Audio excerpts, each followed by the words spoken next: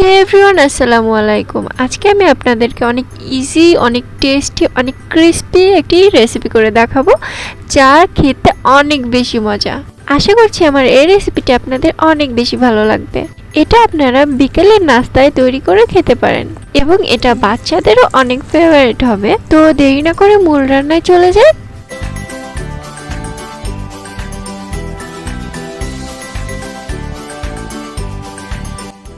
শুরুতে আমি নিয়ে নিয়েছি 3টি আলু। এখানে আমি মিডিয়াম সাইজের 3টি আলু নিয়েছি।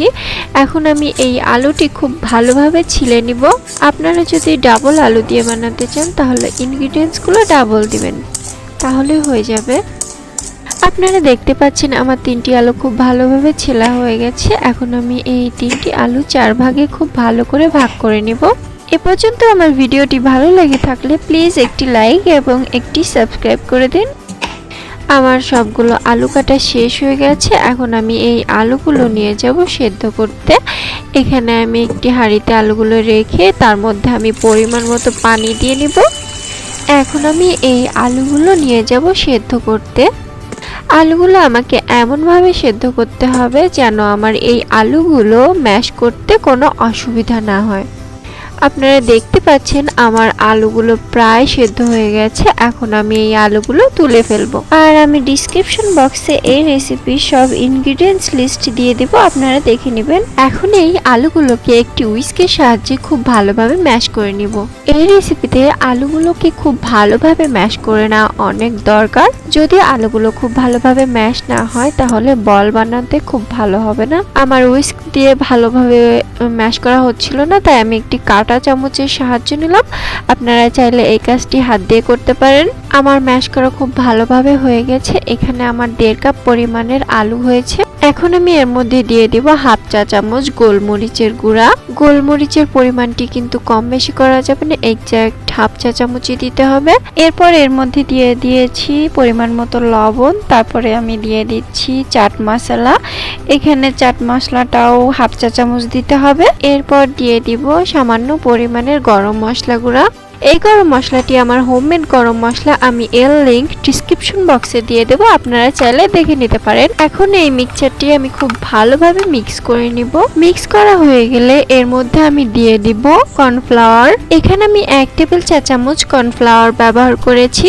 কর্নফ্লাওয়ারটি খুব ভালোভাবে মিক্স করে এরপর আমি এর মধ্যে দিয়ে দিব হাফ চা চামচ ময়দা। আলু আরেকটু ঠিক করতে আমি এর মধ্যে দিয়ে দিয়েছি ময়দা। আপনারা চাইলে কর্নফ্লাওয়ারটি স্কিপ করে এটা ময়দা দিয়ে করতে পারেন, কিন্তু কর্নফ্লাওয়ার দিয়ে করলে এটা যেমন তুলতুলে হবে তেমনি ক্রিস্পি হবে। এরপর আমরা এর মধ্যে দিয়ে দিব 1 চা চামচের মতো মরিচের গুঁড়া। আপনারা আপনাদের স্বাদ অনুযায়ী মরিচের গুঁড়া দিয়ে দিবেন। এরপর এটা আমি খুব ভালোভাবে মিক্স করে নিব।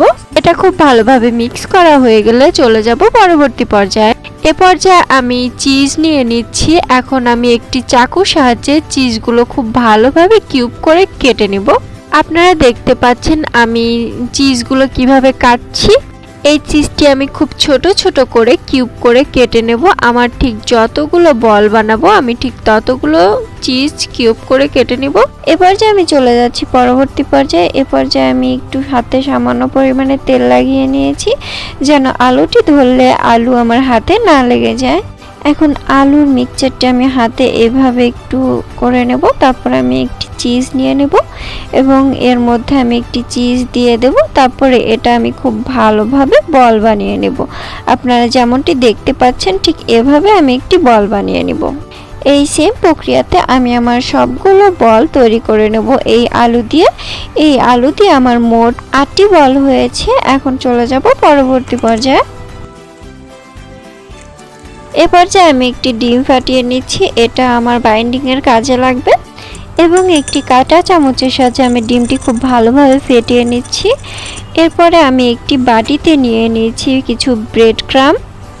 আমি একটি বল প্রথমে ডিমের মধ্যে চুবিয়ে তারপরে এটা আমি ব্রেড ক্রাম্বের মধ্যে দিয়ে এটা আমি বাইন্ডিং করে নিব, যেন তেলে ভাজলে আলুটি ফেটে না যায় বা বের না হয়ে যায়।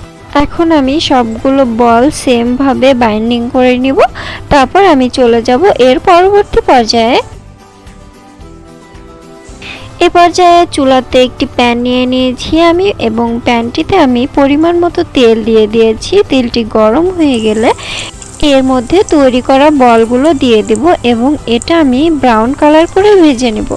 এটা অবশ্যই একটু সময় নিয়ে ভাজতে হবে। এটা যদি আমরা অল্প সময়ে ভেজে ফেলি তাহলে এটা ভেতরে কাঁচাই থেকে যাবে। এই রেসিপিটা করছি আমি লো টু মিডিয়াম হিটে অবশ্যই। আর এ পর্যন্ত যদি আমার রেসিপিটি ভালো লেগে থাকে তবে প্লিজ আমার রেসিপিটিতে একটু লাইক করে দিন আর আমার চ্যানেলটিকে সাবস্ক্রাইব করে দিন। আর যদি আপনারা অলরেডি আমার চ্যানেলকে সাবস্ক্রাইব করে থাকেন তাহলে আপনাদেরকে অসংখ্য ধন্যবাদ। দেখুন বলগুলো কত সুন্দর একটি কালার দিয়েছে। এই পটেটো বলগুলো হয়ে গেছে, এখন আমি এটা নামিয়ে ফেলবো।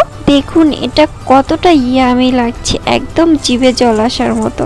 এখন আমি পর্যায়ক্রমে সবগুলো বল খুব ভালোভাবে ব্রাউন কালার করে ভেজে নেব। আর আপনারা যদি আমার ফেসবুক পেজ এবং ফেসবুক গ্রুপে জয়েন করতে চান তাহলে আমি লিংক ডিসক্রিপশন বক্সে দিয়ে দেব, আপনারা জয়েন করে নিতে পারেন। আমার পটেটো চিজ বল একদম রেডি হয়ে গেছে। এখন আমি এটা আপনাদেরকে পরিবেশন করে দেখাচ্ছি। দেখুন এটা দেখতে কতটা ইয়ামি হয়েছে। এটা দেখতে যতটা না সুন্দর, খেতে তার থেকে অনেক বেশি।